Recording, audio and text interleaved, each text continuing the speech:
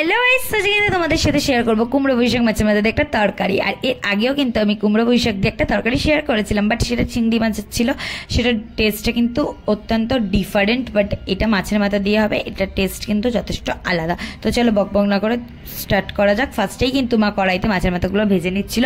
পরিমাণ মতো নুন হলুদ মাখিয়ে কিন্তু মাছের মাথাগুলো উল্টে পাল্টে তোমাদেরকে দেখো এইভাবে ভেজে নিতে হবে। অল্প একটু ভাজা হলেই কিন্তু পেঁয়াজ কুচি আমরা দিয়ে দেবো। পেঁয়াজ কুচিটাকে দিয়ে নেড়ে চেড়ে নিতে হবে, পেঁয়াজটাকেও ভাজা ভাজা করতে হবে।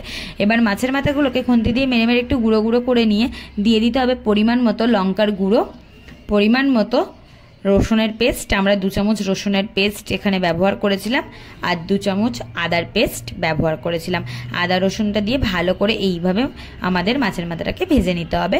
তারপরে ভাজা হয়ে গেলে আমরা আলাদা একটা পাত্রে মাছের মাথাগুলোকে তুলে রাখবো, মাছের মাথা ভাজাটাকে। তারপরে কড়াইতে তেল দিয়ে ডাঁটাটা দিয়ে দিতে হবে, অল্প পরিমাণ নুন দিয়ে ডাঁটাটাকে ভালো করে ভাজা ভাজা করে নিতে হবে। আর আলু আর ডাঁটা ভাজা হয়ে গেলে আমরা কিন্তু দিয়ে দেবো কুমড়ো।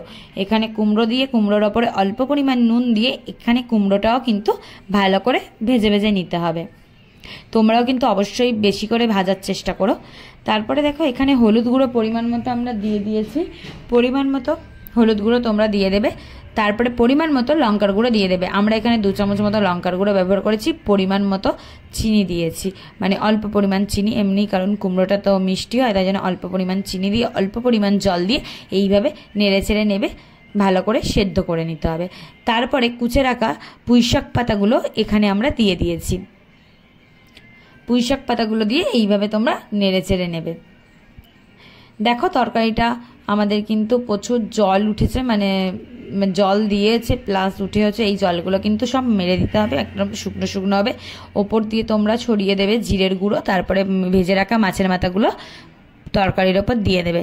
তরকারির ওপর দিয়ে দেখো এই তরকারিটা যতটা শুকনো শুকনো হবে তত কিন্তু টেস্ট হবে, মানে এই জলগুলো কিন্তু আমাদের ফুটিয়ে ফুটিয়ে তরকারিটার সাথে গায়ে মেরে দিতে হবে, মানে একদম যাতে শুকনো শুকনো হয়, মানে খুব বেশি জল না থাকে, এতে ঝোল ভাব না থাকে, তাহলে কিন্তু এই কুমড়ো পুঁইশাকের তরকারিটা আরও বেশি টেস্টি হয়।